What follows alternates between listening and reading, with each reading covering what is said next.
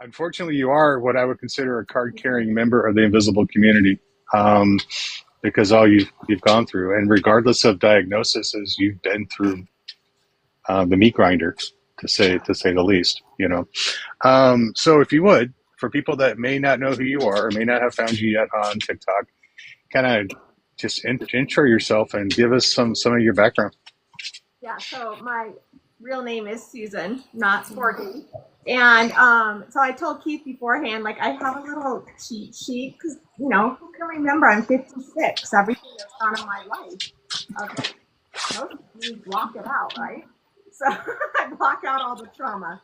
But I was just going to, like, literally start from the beginning and kind of like summarize it, and it kind of brings Preston into my son, who passed away 4 years, 3 months ago. And he had complex regional pain syndrome, gastroparesis, autism. He had just so much. But his health conditions helped me figure out my health condition.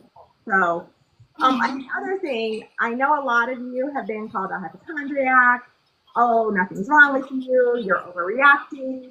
That was pretty much my childhood. I have 4 older brothers and 2 parents who had chronic pain, and they were just doing their best, but they didn't want to deal with a little whiny girl, basically. And I know a lot of you have that same experience. So let's start. I was born, and I was born with a perforation in my stomach. And that matters because I have rapid gastric emptying, and they figured out it is from when I was an infant. So I was born with a hole in my stomach. I got gangrene. I was very, very sick. Whole big saga. And then at 4 years old, I went to preschool and I got kicked out because I kept getting the chicken pox.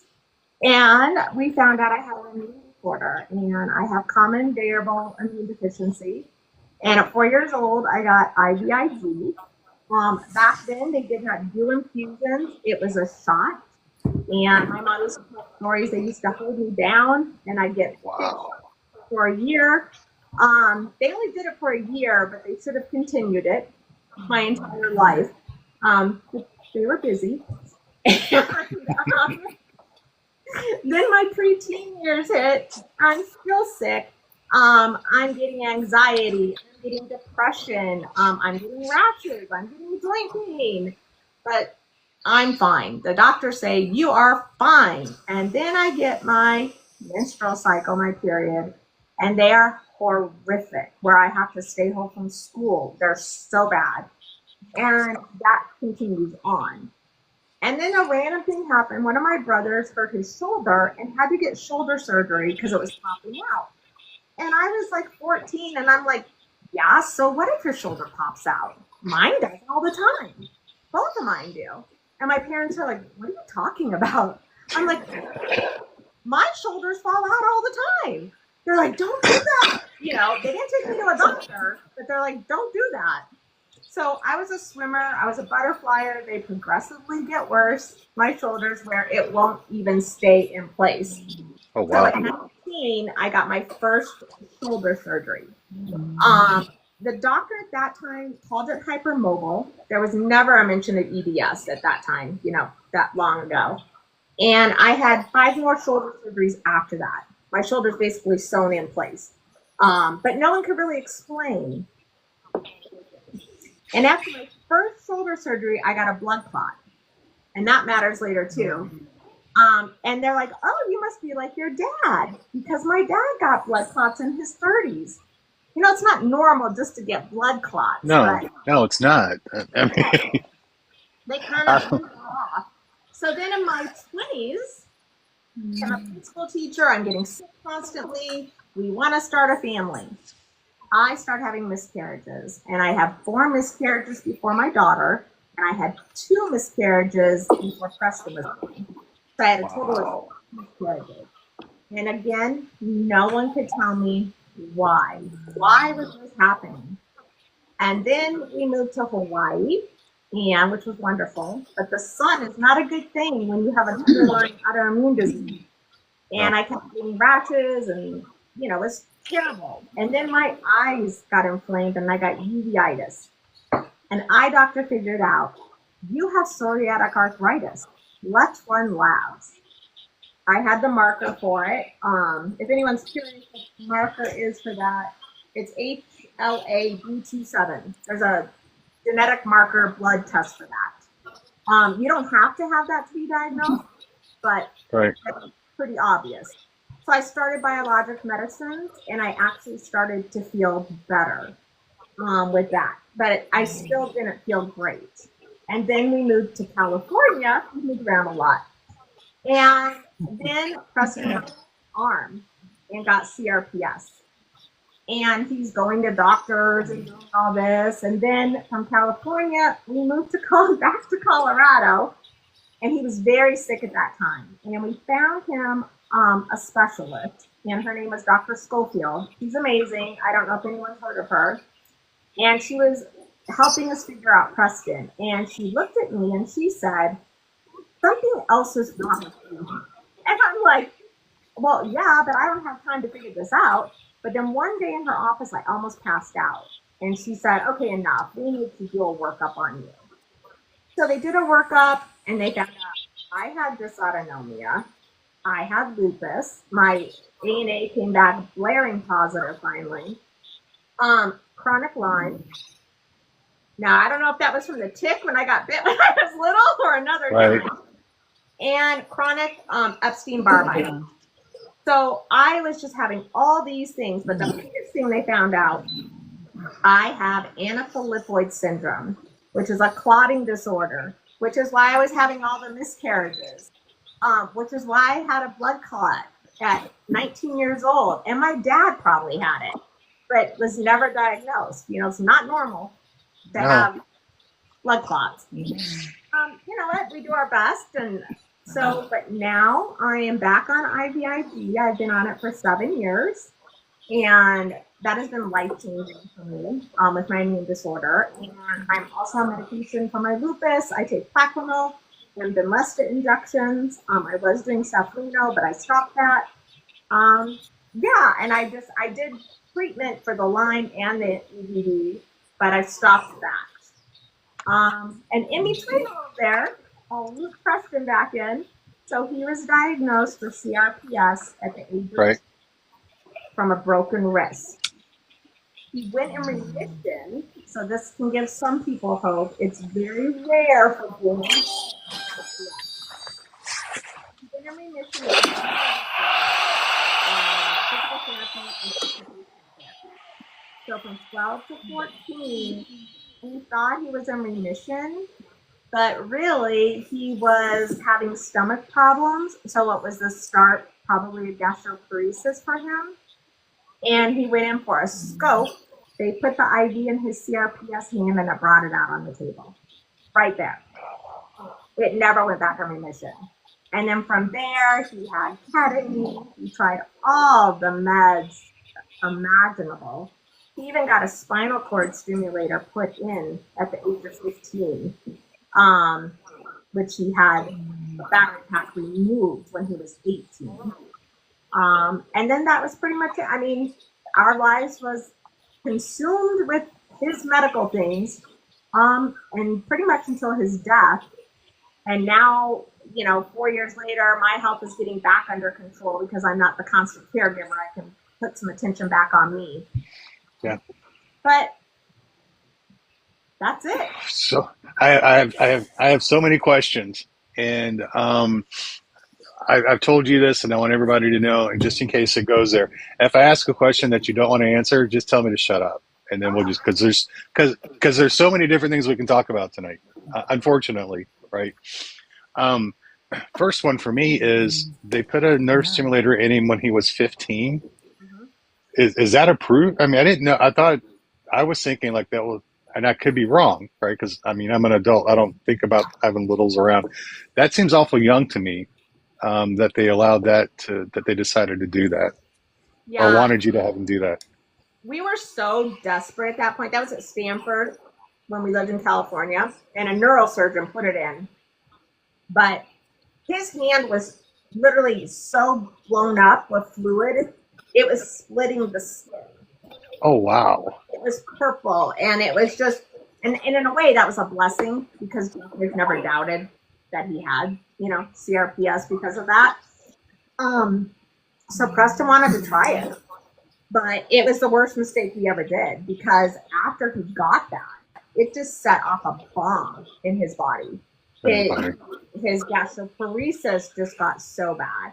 His POTS, he got high brain pressures. And then he had C. diff 5 times. And I've also had C. diff 6 times. That's a whole nother thing for me. But he was very sick.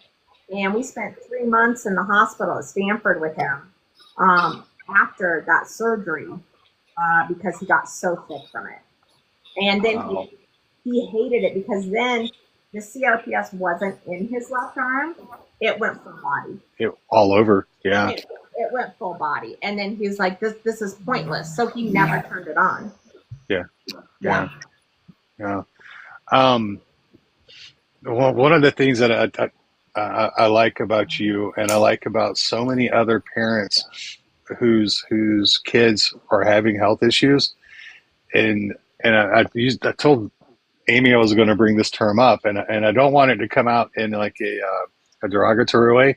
To me, you are like the ultimate. You're like just a major mama bear, because of how many times you went to the mat for your son, to get care. And so a question that I have also is, you have your own like laundry list of illnesses that are slowing you down, that's like you're having to wear like these blinders to get through for yourself, right? And then you have a son who's got CRPS and other issues. And as a mama bear, I could be wrong, but I have a feeling you're putting a lot of what you're going through to the side to make sure that not only is Preston getting care, but his older sister, your husband, you're making sure all this is taken care of. And that can't be an easy thing to do, because I complain that I'm tired when I go to bed at night, right? That I don't have energy. Is it just like the mom instinct in you? You think that kept you with all the energy to keep going, or what was it? And a really bad Diet Coke habit, as I'm drinking a Diet. I'm not joking. I was drinking probably 7 Diet Cokes a day. I was probably, from this point back then, 70 pounds heavier. Was not taking care of myself, was not eating well. It was bad. I mean, my skin was just, a mess. Everything was focused in on him and trying to keep the peace in the house. Because when you have a 16-year-old with chronic pain who's screaming, and he has every valid reason to scream in pain, his sister texting me, he's screaming again, I have to get up in the morning. And it's like, okay, let's have a little empathy here, a little compassion. So we ultimately moved his mattress in our bedroom. Because, you have to find that balance. It's like, I understand what you need. Spencer Ann, that's my daughter's name.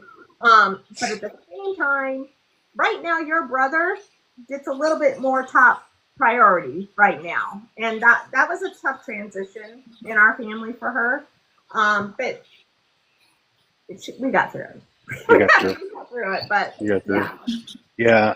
I could imagine being the other child in this situation, and the other, and then seeing your brother or your sister get all this attention, and you're like, what about me? But at the same time, as a kid, it's like they kind of need it, and I was away her senior year in high school. We tallied it up. I was in the hospital off and on 5 months, Preston. So I missed a lot of her senior year, but her daddy and her, he took her prom dressing, for her dress. They have an amazing relationship. right. She came home drunk one night, and I knew she was drunk, and I made him breathalyzer her. Whole thing. That's funny. When you have a chronically ill child and a sibling, He's not going through that. And the other part for Preston is when we were in the hospital, his neurologist came in and said, I want you to go get his medical gardening card. And I'm like, okay. I'm like, I was raised as a dare mom, and there was this whole thing, but we did it. And I had a freezer full of brownies and gardening things in the house with a 17-year-old daughter. You told me never to do it, and you're doling it out to Preston every night. You're like, oh, no. What's going on? That's hard. No. Where's the fairness in that? You know, not fair. I know. But again, we got through it. You got through it. One of the things that I've learned through talking to you and through your videos is Preston, he was able to get on ketamine injections, right? Yeah. And I take it in a different form, right? Mm-hmm. And it doesn't do I can't say if it does things for my pain or not, but it does. It has other benefits is why I'm still taking it. And so I'm a huge proponent of ketamine. They say it works in 40% of chronic pain patients. So it's not 100%, right? But I encourage people to try it if it works, if their doctor think it's okay. I'm not a doctor. I'm not telling you what to do. I'm not offering any kind of advice here, just what it does for me. But for Preston, it worked. But those injections can be expensive. And I'm smiling about Preston because at the time that he started ketamine, he was 16. And again, this was at Stanford Hospital. And his pain doctor at the time did not want to do it. And Preston did a PowerPoint presentation. Doctor, all the reasons that he should get to try it, because they do it for other pediatric patients in the hospital. Why can't they try it? Because he did his own research. So his pain doctor agreed. And they ran it kind of at a lower dose. And he said, okay, I'll do it, Preston, but you got to do PT, OT with it. So they brought physical therapists in. And by the end of it, Dr. Crane was his doctor. He said, okay, I'm sold. He's like, because Preston wasn't able to lift his arm. And by the end, he was letting people touch him, move his arm. And after that, then Dr. Crane opened up the ketamine to other CRPS patients at Stanford. And then Preston continued to get those infusions. Now, I never asked how they were getting paid for at Stanford because it's a teaching hospital. Mm-hmm. We never had any problems getting those covered. I don't know what they did. Maybe because it was research. But then when we moved back to Colorado, there was no inpatient ketamine program in Colorado anywhere. And they would not cover it with United Healthcare. They would not cover outpatient infusions. And I'm like, well, we can't afford that, and they're not going to benefit him. So I wrote a letter to every single hospital in a 200 area radius telling Preston's story, saying, will you start a ketamine program so my son can get these treatments? I only heard back from one hospital. And it was, at the time, it's grown now, a small private hospital. It's Skyridge Medical Center in Centennial, Colorado. And they said, we'll do it. And they said, but you need to put us in contact with his pain doctor back in California. And the way I sold this to them, you have an ICU that is sitting empty. You can fill those beds with ketamine patients, and you will make money. You will fill your ICU because right now you're not making money. Yep. So if you can sell them on making money, making a profit off patients, that's how we got it. And then Dr. Crane back in California said, find a pain doctor for him. So I did. I did all this research and we did. And then the ketamine program got developed at Skyridge, and it's still up and running. With doctors, if they have privileges at that hospital. And the patients go in for 5 days, and it's ran 24/7. And it's usually titrated up to 90 milligrams an hour. And then you can get a bolus of 25 milligrams. It's kind of like the protocol there. for that. And he did that every 3 months. He would go in ICU, and he did that pretty much for 5 years. Yeah. Wow. Every Yeah. 3 months for 5 years. Mhm. Wow. Yep. Here, from what I can find, for me, because my doctor approves of it, but he doesn't offer it. He'll send me out, but it's like what I'm finding is it's like it was in Colorado. There's no real inpatient places that do it. It's other clinics that do it, Uh-huh. and it's like $400 or $500, $600 per. And the local ones here, it appears they want to step you, meaning you go this week, and then you go the next week, and then you add 2 weeks in between, and then you add 3 weeks in between, and then it's like a recurring every few months or something like that. Yeah. And that's why I don't have it, because my United won't cover it for me. And at $400, like $800 inside of 2 weeks for us, for two people that are on SSI, that's not happening. That's not happening. No. And let's just say my version of United Healthcare does not believe in experimental anything, right? Well, and I should add that he was doing well with the infusions, but then United Healthcare did get a stick up there and decided they weren't going to cover him anymore. And they actually kicked Preston out of the hospital and said, we're not covering it. So it was a big deal.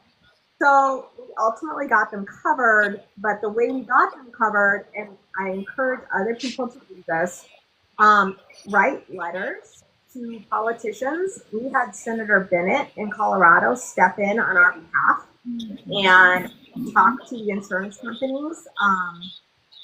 It takes a lot of time, a lot of emails, a lot of phone calls. It took us 6 weeks, and we finally got it covered again for him. And then they actually put a special rider on our insurance that they would be covered through 2066, and it would never be questioned again.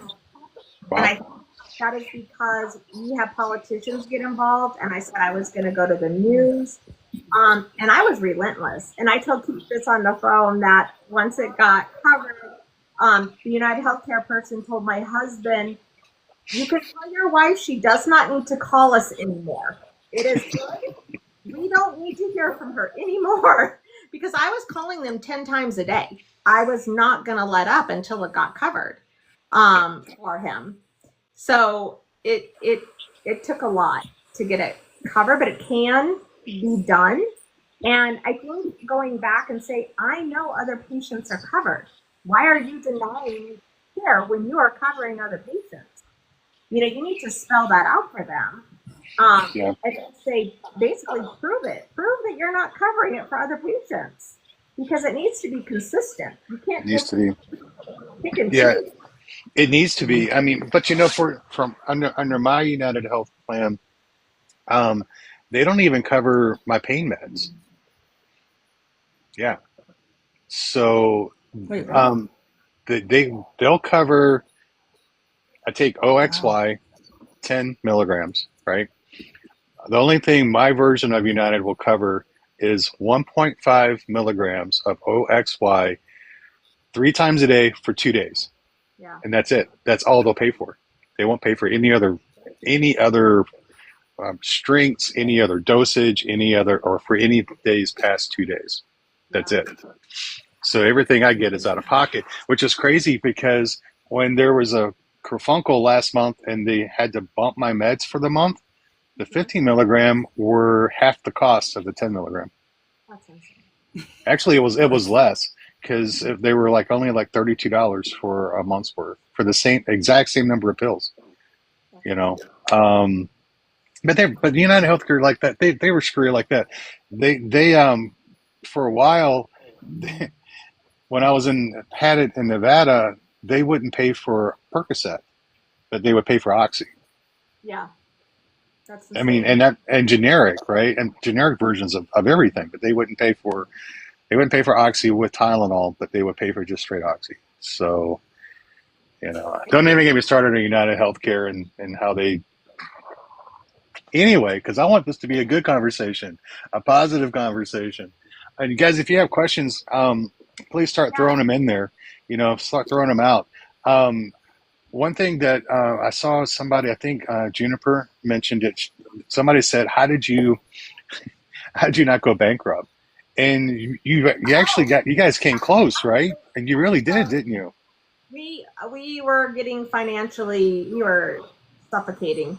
But one thing that did happen that we had no idea that was available, we had $80,000 worth of medical bills at Stanford Medical Center, because they only cover so much PT, OT, and he was in this pain program, basically off and on for 18 months.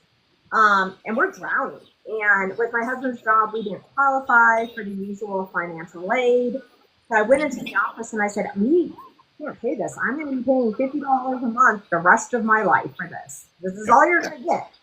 And they said, we actually have scholarships here from people in the community that will pay your bill. And I was like, what? And she said, fill out this form. And a month later, we got a letter and said all of your debt had been discharged. What? Yeah, all of our debt had been discharged. And a lot of teaching hospitals, research hospitals have this. They have a lot of wealthy donors, a lot of people. Now, this was in Palo Alto in California, one of the richest, communities. We didn't live there, but, the hospital. Yeah.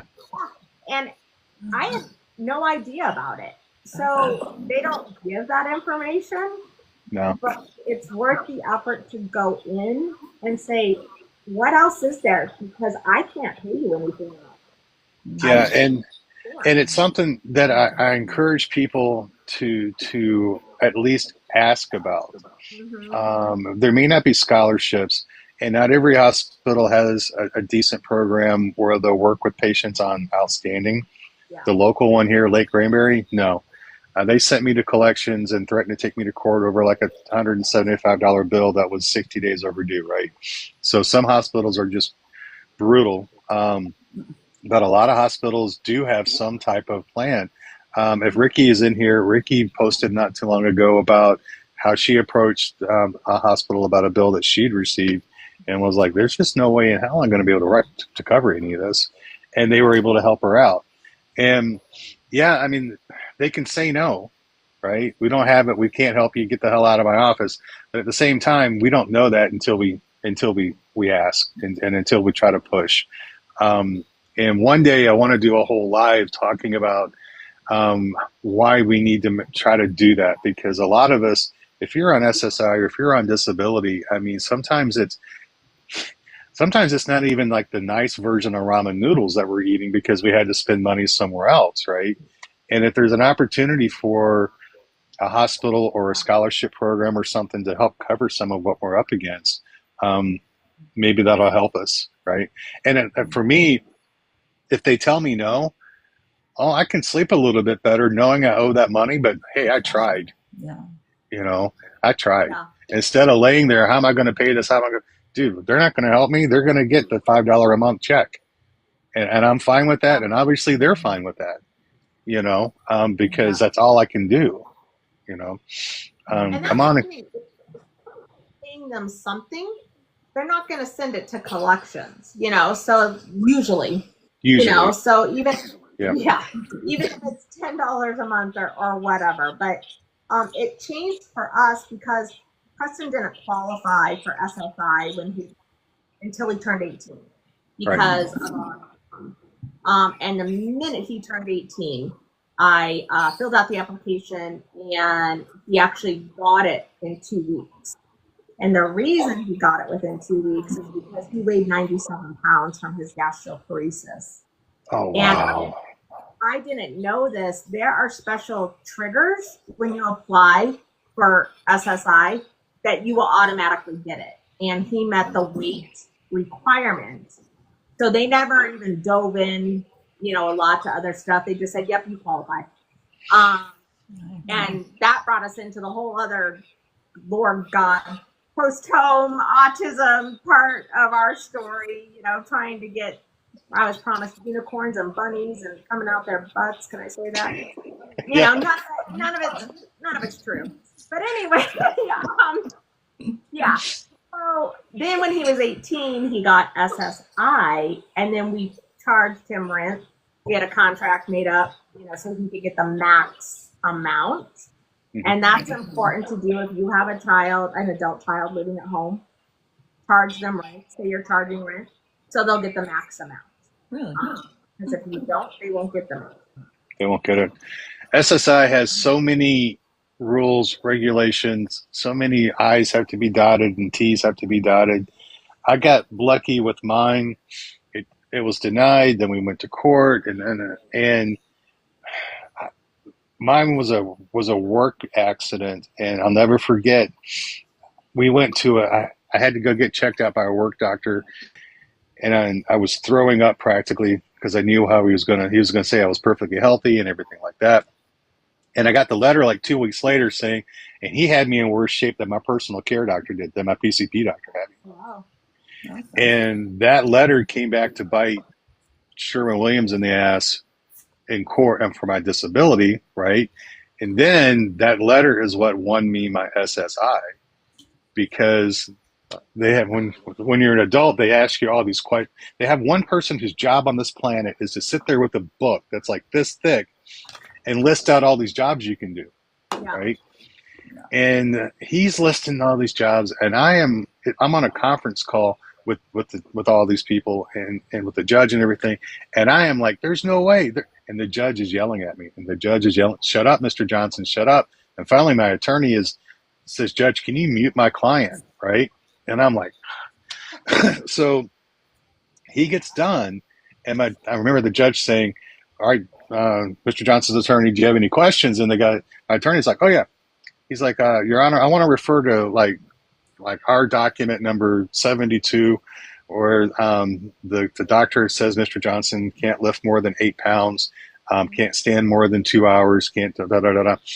So my question is for the person over here with the book, this jobs dude, what can he do with these restrictions? And the guy was so flustered. It was the most beautiful God miracle moment of ever. He goes, well, no one can work a job with all of that. And my attorney's like, Judge, we rest our case. Yeah. And that was it. So, but I hate that. Disability. I got disability and I got back pay. And they said I could do one job, and it was something to deal with an astronaut. Oh. Yeah. That's fun. I know. I'm not qualified, but I could do something. You could do it. You could do it. I ended up getting that, years ago, and I got back pay too, which was good. But it was to get that. And if you're side note, if you're in Texas and you're filed for disability, get an attorney.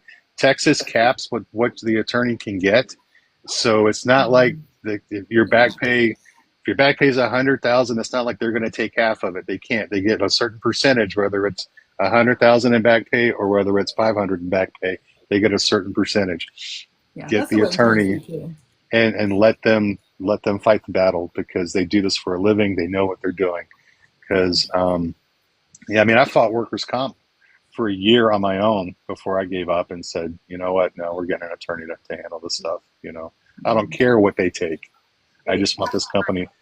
I actually went to my disability hearing alone. I didn't have an attorney. Really? I told my story, and I said, my son doesn't live with me right now because of my health. I can't take care of him. He's in a host home, and they stopped me. And they said, she tuned off the stuff, and she said, I'll get an attorney today and come back. She says, I want you to get this. That's nice. Yeah. And I came back 6 weeks later, and I got it. And, that's the whole thing. On our journey, we've had so many people help us. And that's why I'm all about paying it forward to people, because that person, that judge, did not have to do that for me at all. Oh, no. But she's just like, okay, stop, quit talking. Just go get an attorney and then come back. I'm like, oh, okay. I'm thinking I can do it on my own. But that, No, you were definitely blessed with a judge there that was understanding and got it, because of it. A simple but a big open-ended question: if you could tell somebody who is in the pain community, in the invisible community, don't limit it to pain. Let's say the invisible, mental health. It's invisible. By invisible community, obviously, I mean people that could be struggling with mental health issues, chronic illness, and/or chronic pain. If you could say one thing, like, what would you say? Don't give up. Keep going. You're going to have victories. What I mean. For me, in my own personal journey and seeing what Preston went through, don't give up. And my biggest thing is acceptance. Once you can accept your conditions and honestly be like, okay, I have this. This sucks, but it's not going to change if I lay in bed all day.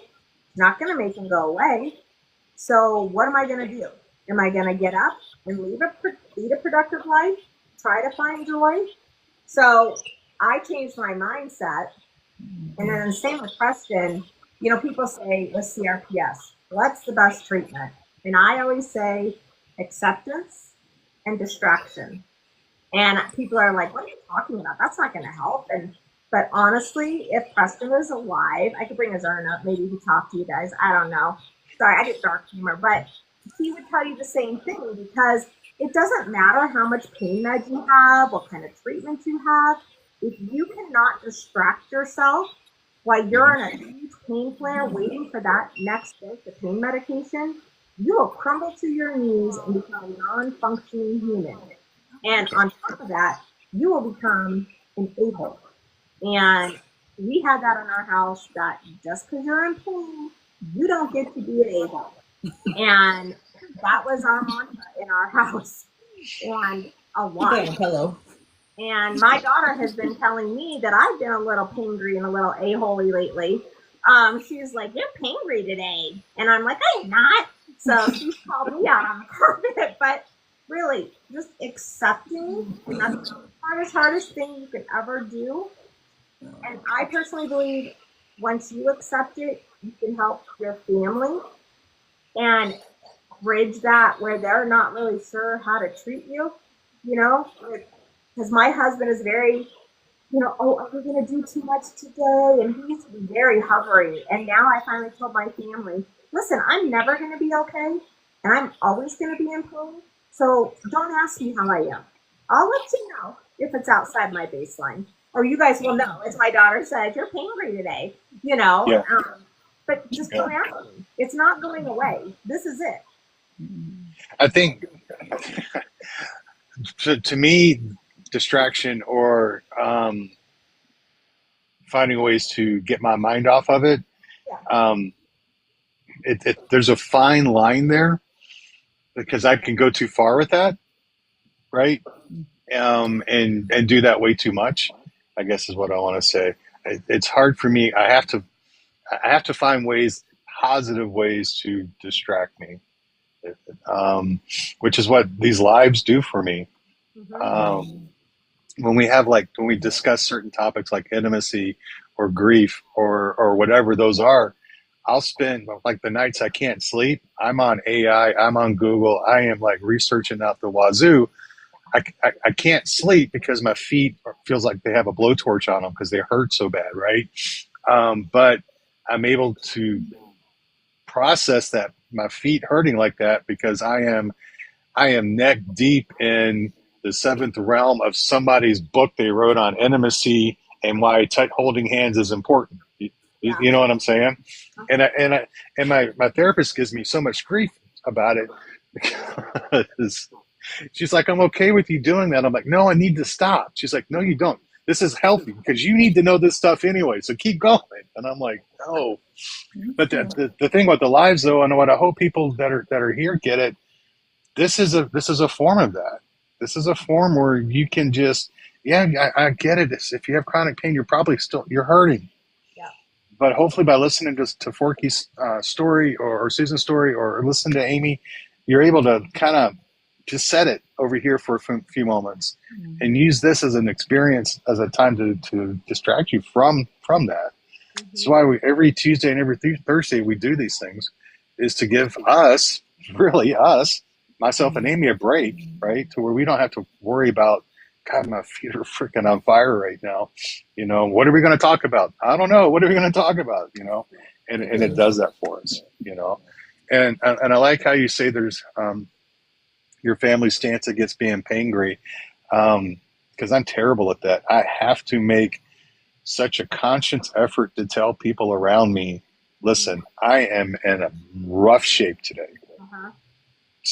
So if I go off, it's not that I hate you. It's not that I don't care about you. It's not that you're not important to me. It's this is I don't have a fuse today because everything is lit up like a Christmas tree. Yeah. When you talk about acceptance, I agree. Acceptance is important. And I can see how if we can accept it, how we can make it easier on our family members or the people that are close to us. Mm-hmm. My problem with the word acceptance is when I talk to people about acceptance, I try to let them know acceptance does not mean that it defines you. Right. Yeah. Right. Or that you've given up. Yeah. I accept that I have chronic issues. Right. I accept that my back is trash. Mm-hmm. That doesn't mean I have to introduce myself as, hi, I am Keith Johnson with a bad back, which gives me chronic pain. Yeah. Right. Acceptance just says, okay, it's here. And that's part of that whole grieving process, it is that acceptance part, and it's tough. It is, because I think several people I know right now are having to deal with accepting new realities where they used to be here and now things are here. And we are going to do a live on it eventually. I've been putting it off for weeks, about how we can take that as an opportunity to reframe our boundaries and reset our boundaries. How we can take a little control over, even though we may not be able to do things as often, we can take some control over it if we look at it from a different point of view.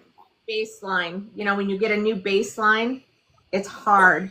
And that I'm adjusting to a new baseline right now with some extra pain in my hip and back, and my family is adapting to that because they're seeing me lose mobility. Yeah. And that's throwing them off because, pain, you can adapt to a new baseline, and there's ways that you can kind of keep, for me, I can keep that under control a little bit more. But when I physically can't get up or I fall down, then they're like, oh my gosh. And I'm like, it's okay. It's just like, it's a new baseline. We'll just see what happens. It's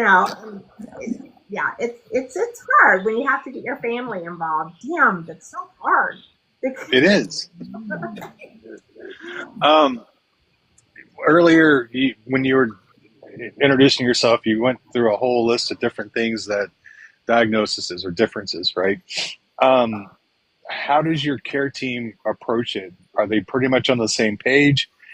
I've been running into doctors lately that are like, the neuropathy in your feet is the worst thing going on, so let Dr. Leak deal with that. And once you get that under control, then we'll worry about this over here. That's what my doctors are doing to me right now, and I hate it. Or are yours actually trying to work together to tackle different things? I'm always cautious when I tell this side, because I don't want to be like, I'm not gloating, I'm not, whatever. But I actually interview doctors before I accept them as my physician. I think more patients need to do that to find out if it's going to be a good fit.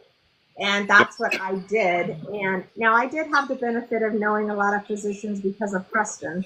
And those relationships. But no, they work as a team. And I share each individual email with them. And I have a group email with all of them.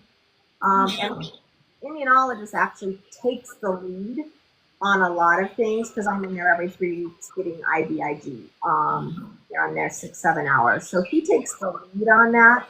And then I just use my family physician if something weird comes up and I need him to order something. It's hard to find a good medical team, but it can be done. But it takes a lot of work and a lot of patience. But you have the right to call and say, Yeah. I would like to sit down and talk to them. And if they say no, okay, great. Then you're not the one for me. Well, there's Yeah. a big there's a big stigma in the pain community because we've been told that's doctor shopping. But it's not when you're I know. not a physician. I know, and that's when, and I try to break that stigma every chance I get, and we're gonna lose everybody that's watching this has probably heard me preach this before. Everybody's gonna run away now because they don't want to hear it again. But there is no problem with you going and sitting down and talking with the doctor. There's no problem with that. And if you don't jive with that doctor, you leave. Yep. If you're a chronic pain patient and you don't jive with that doctor, do not take a prescription from them. Walk out. That is what we have to be able to have the strength to do. If we have a terrible doctor and we're not getting treated, and you walk in, you don't like this guy you're talking to, yet he offers an immediate script to you, and you know you need that. Mm-hmm. If you're not getting along in that appointment, you have to be able to have the strength to walk away from that. Yeah. And with we had the added thing that we had to find 420 friendly doctors. Yeah. And he was under 18. And we had to find, and thank goodness we did, his pain doctor, and he allowed him to use that along with pain medications when needed. And, when he was in Stanford, they would send my husband to the dispensary. Go get something for him. And we had the special oil made, and the pharmacy took it, and they would donate it out to him at Stanford. So, wow. It was like really progressive, what happened. And then we had to find him a new GI doctor here in Colorado. And his name's Dr. Kerry Pat. If any of you live in Colorado, he's the best GI doctor in the world.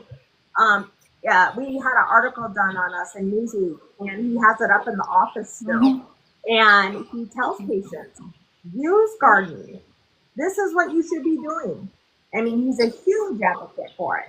Yeah. So there are doctors out there. You just have to, unfortunately. You have to find them. And unfortunately, as much as I like a lot of things about the state of Texas, it's legal here. There is a medical program, but it's expensive, monthly expensive, and the product is expensive, and it's limited to very specific instances where you can get your card. And so a lot of doctors are against it. My doctor, who I love, my pain doctor, I love him a lot.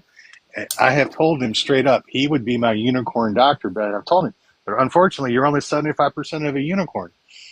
And he looked at me the first time I told him that, and he's like, well, why am I not? He's like giving me all sorts of grief. Why am I not 100%? I'm doing all this stuff, blah, blah, blah. I go, I know, you're great. You're freaking fantastic. You've changed my life for the better. I have quality of life because of you. But why am I not 100%? Because you won't let me. I can't use medical lettuce. Really? No. Yeah, and he's like, no, you can't because it's illegal. Okay, you're 75. Yeah. It's Texas. I go, so you're 75% of my doctor, of my unicorn.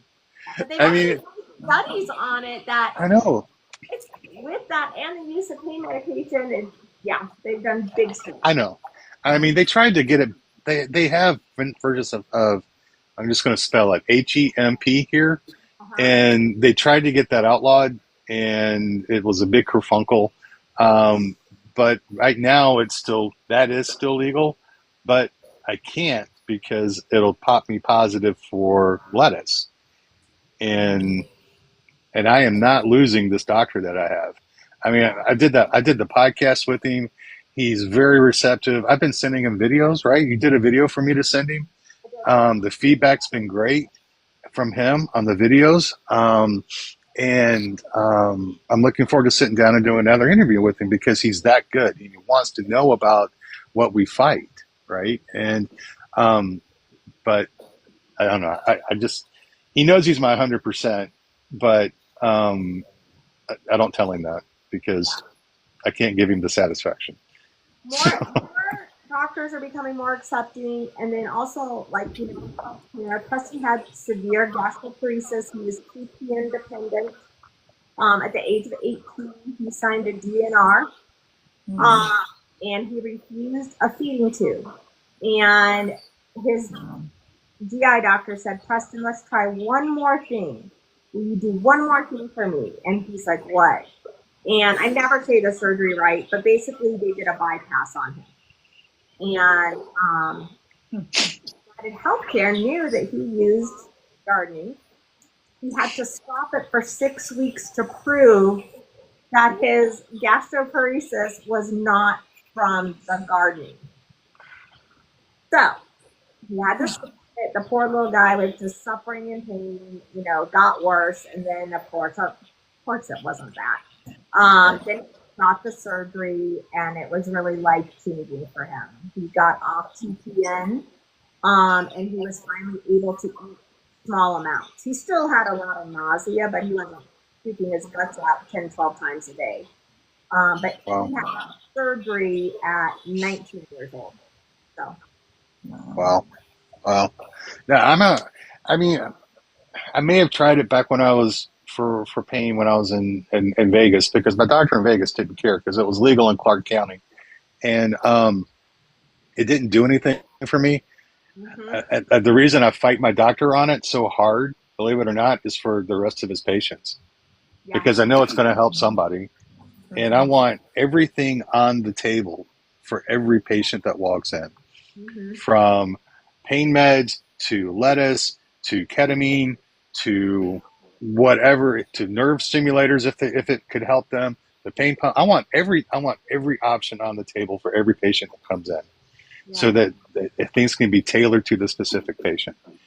And that's why I give him so much grief about it. You know, it's because that's just I think we all deserve to try to find what works for us. The nerve stimulator didn't work for Preston, and it hurts me that it hurt him. And I know, like, Sarah's here, and Sarah, it destroyed her life, right? And I know lots of people where those have gone bad, and I know where pain pumps have gone bad for certain people as well. But at the same time, I celebrate when they work for people. I'll share the horror stories, but I'll share the victories with it when people ask me about them. And it's like, it's an individual thing. You know, it's a decision you have to make. But if it works for you, damn it, I'm happy for you. You know, and that's, I don't know. I love my doctor, but he's not going to budge on the weed until it's a federal thing. And once the feds say it's okay, he'll be okay with it. I'm like glancing down at the comments finally, and I've just been jibber jabbering with you guys, and it's like, before we go off, does anyone like have a question or anything? Yeah. Oh, geez, it's already been an hour, hasn't it? I'm so sorry. No, does anyone? Because this is my first live, and I don't know if I'm going to do another live. You're going to do another live. You're doing I've never done one independently, you know. So you'll need to do a live, and then you can have us on your live, and then that'll work that way. You got to learn how to talk, though. You know, wait and be like, oh. Yeah, whatever. Whatever. You know, it's our lives are just what you see. We just want them to be safe. That's all we do. And we have comfortable and safe. Yes. We have the best mods. Ricky is here, Valerie is here, Advo's here, Kate's here. We have too many mods. That's the key. Well, that's the key to keep it safe, is to have too many. And I'm going to call Ricky out, because Ricky will protect this community. She's the mom bear, you know, and she won't let anybody come in and say bad things or be mean to other people. She's probably booted more people than I have. So anyway, that's what I love about her. Well, we're going to do victories, but you can stay for victories. You can take off if you want to. It's whatever you want to do. Off, I'll stay or do whatever. I'm just going to sit here. Well, Miss Amy, do you have anything else you want to get out to say to people? This is your platform tonight, because you've been incredible for us, and we appreciate your time that you've given up for us tonight. Yeah, I'm an open book, and I am always willing to help anyone. Like I said, so many people have helped us on our journey. With me, with Preston, with other areas, and we are all about paying it forward. And if you have, especially if you have a child that has CRPS, or anyone in your life that might have it, or questions about ketamine or medical MJ, and things like that, I'm a message. I'm always open. And we really didn't get into the whole autism post-home journey across the interstate and get hit by a car. But you know what? I'm open to that too. If you have questions about that, as long as it's done respectfully, I'm all for that, because I'm still here in Colorado trying to get a bridgeway put up where he got hit by a car. So I'm not giving that up yet. So you guys will hear me talk about that on my page still. Awesome. I do want to, dang it, what was it? There was a question I had for you. It's gone now. It was a good question too. Anyway, I'm sure. You just had nerve ablation done. I did. In your back, right? So you may be getting somebody messaging you. I don't know if they will or they won't, because they were asking me about it because it worked for me, and I'm like, it doesn't work for everybody. I said, Forky just had it done, so send her a message and see if she'll respond, because everybody responds to everything differently, right? And I know the feeling, the ache that you have from where they did it. I know that feeling in my thoracic. I've lived that. I hope it works for you. But so yeah, don't be afraid to reach out. I mean, well, there's two people on the screen that are really good at responding to messages, Susan and Amy. That's the good side of the screen. Okay, it's the person on this side of the screen that is terrible at responding to messages. That's why I tell everybody to send Amy the messages, and they'll get taken care of. So speaking of Amy, our queen, are you up for introducing the best part of or second best part of the live tonight? Because Susan's obviously the best part. Yes, absolutely. I love victories. So the second best part of the night is victories. We get to share and congratulate and encourage each other on victories that we had today or this past week. It can be the smallest thing in the world. And for me today, it is the smallest thing in the world. My victory is sitting in this chair right now. I have been in bed for 48 hours, and I am proud of myself for being in this chair. So it can be as simple as sitting upright, or if you got a shower today, or if you visited family or went to the doctor, or whatever you consider a victory to be, please put it in the comments, because we want to encourage you and congratulate you and keep you going on this journey. So, and we want to live, and we want to live through you, because some of us haven't had a lot of victories lately. Absolutely. I'm stealing some of your victories. I'm going to vicariously live through you. And right off the bat, we have a massive one from Judy. I love it when Judy shows up. Judy just like occasionally comes in and just drops bombs. And this is a great one. I was surprised with the delivery of an electric mobility chair yesterday morning. I requested it a month ago. Hallelujah. That's huge. Congratulations on that. Awesome. I hope they sent it with like a train horn for you, because I wouldn't want to be in front of you. You're going to run people over. Like a honker. A horn. That's what it's called. Honker. Look at Rebecca. I kept an entire meal down for today. Hallelujah. That's huge. See, and this is what's so beautiful about our community. You're surrounded by people that get the fact that being able to keep food down is a big victory. And normals don't get it. And family members sometimes don't get it. And doctors even don't get it at times. But everybody, there's 36 people here that understand just how massive that can be. So thank you for being here for that and sharing that, Thank you, Lugnut. Lugnut and I we talked on the phone today for about an hour. It was a great conversation. Awesome. Kate went and saw Hosier. Forgot. We cannot refer to Kate anymore. Kate now has to be, she got her knee braces in. I have seen them. She is now to be referred, we are now to refer to Kate as the Terminator.